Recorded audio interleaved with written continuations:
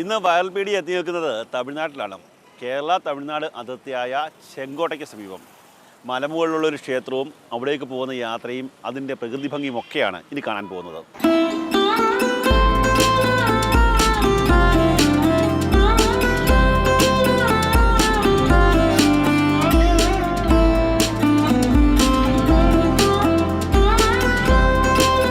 എനിക്ക് പിന്നിൽ ആ വലിയ മലയുടെ മുകളിൽ കാണുന്നതാണ് തിരുമല മുരുകൻ്റെ കോവിൽ.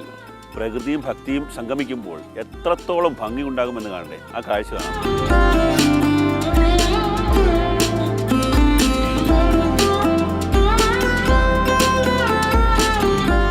നമ്മുടെ യാത്ര അവസാനം എത്തി നിൽക്കുന്നത് തിരുമല കോവിലിൻ്റെ അടിവാരത്താണ്.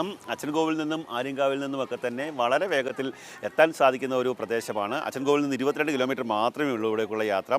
ഇനി നമുക്ക് പോകേണ്ടത് മുകളിലേക്കാണ്. മുകളിലേക്ക് പോകാനുള്ള 2 മാർഗ്ഗങ്ങൾ. ഒന്ന് പടിമാർഗ്ഗമാണ്. പടിമാർഗ്ഗം പോവുകയാണെങ്കിൽ 625 പടികൾ നടന്നു കയറണം. ഇപ്പോൾ റോഡ് മാർഗ്ഗം പോകാൻ സാധിക്കും. റോഡ് മാർഗ്ഗം പോവുകയാണെങ്കിൽ കാറിന് ഒരു 50 രൂപ നിരക്കിൽ ഒരു ടിക്കറ്റ് എടുത്തു കഴിഞ്ഞാൽ കാറ് നേരെ ക്ഷേത്രത്തിന് സമീപത്തേക്ക് ചെല്ലും. ഞങ്ങളെന്തായാലും കാറിലാണ് പോകാൻ തീരുമാനിച്ചിട്ടുള്ളത്.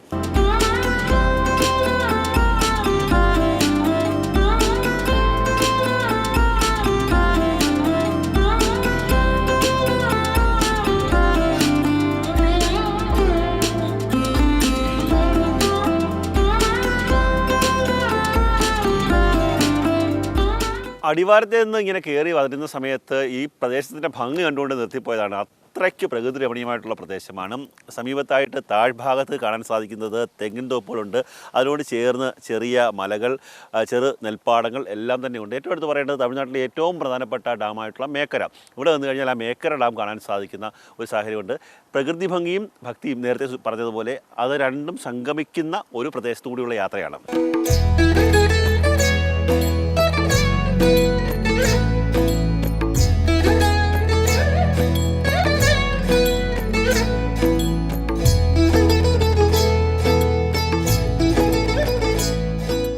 നേരത്തെ ഇവിടെ വലിയ മലയായിരുന്നു. ആ മല വെട്ടി റോഡ് സ്ഥാപിച്ചിട്ടുണ്ട്. ആ പ്രദേശത്തു കൂടി കാർ മാർഗം ഏറ്റവും മുകളിലേക്ക് എത്താം. അവിടെ പാർക്കിംഗ് ഏരിയ ഉണ്ട്. ആ പാർക്കിംഗ് ഏരിയയിൽ വാഹനം പാർക്ക് ചെയ്ത് നമുക്ക് പെട്ടെന്ന് വേഗത്തിൽ തന്നെ ദർശനം നടത്താൻ സാധിക്കും. ഒപ്പം തന്നെ ഈ പ്രകൃതിയുടെ ഭംഗിയും ആസ്വദിക്കാൻ സാധിക്കും.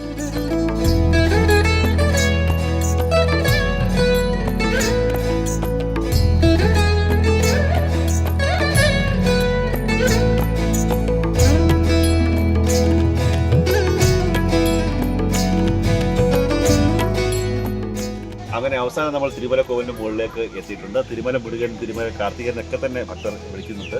പ്രധാനമായിട്ടുള്ളത് മുരുകൻ്റെ ക്ഷേത്രമാണ്. ആ ഒരു വലിയ ക്ഷേത്രം. അതിലേക്ക് പഴനി ക്ഷേത്രത്തിൽ കയറുന്നതിന് സമാനമായ രീതിയിലുള്ള ഗ്രില്ലുകളും മറ്റു കാര്യങ്ങളൊക്കെ തന്നെ ഉണ്ട്. നൂറ്റാണ്ടുകളുടെ പഴക്കമുണ്ട് ഈ ക്ഷേത്രത്തിന്. കാര്യം തമിഴ് തച്ചുശാസ്ത്രത്തിൻ്റെ എല്ലാവിധ ഭംഗിയും നമുക്കവിടെ കാണാൻ സാധിക്കും. കരിങ്കല്ലിലാണ് ക്ഷേത്രം നിർമ്മിച്ചിട്ടുള്ളത്. അകത്തേക്ക് കയറുമ്പോൾ നല്ല തണുപ്പാണ്. അതുപോലെ തന്നെ ഒരു വ്യത്യസ്തമായിട്ടുള്ള ഒരു ഭംഗിയുള്ള ക്ഷേത്രമാണ്. തമിഴ്നാട്ടിലെ മധുര അതുപോലെ തന്നെ മറ്റ് ക്ഷേത്രങ്ങളിലൊക്കെ പോകുമ്പോൾ ഉണ്ടാകുന്ന അത് കാണുമ്പോൾ ഉണ്ടാകുന്ന ഒരു കാഴ്ചയ്ക്ക് സമാനമായ ഒരു അന്തരീക്ഷമാണ് ക്ഷേത്രത്തിനുള്ളിലുള്ളത്.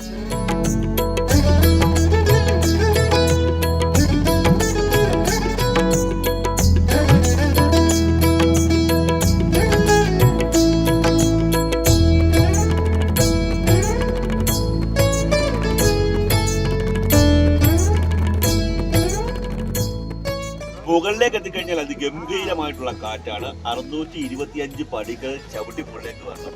ഈ പടിയിൽ പലതരത്തിലുള്ള പ്രമുഖമായിട്ടുള്ള സിനിമകൾക്ക് ലൊക്കേഷനായിട്ടുള്ള പ്രദേശം കൂടിയാണ്. പുഷ്പ 1 എന്ന് പറയുന്ന സിനിമയ്ക്ക് ലൊക്കേഷനായ പ്രദേശമാണ്.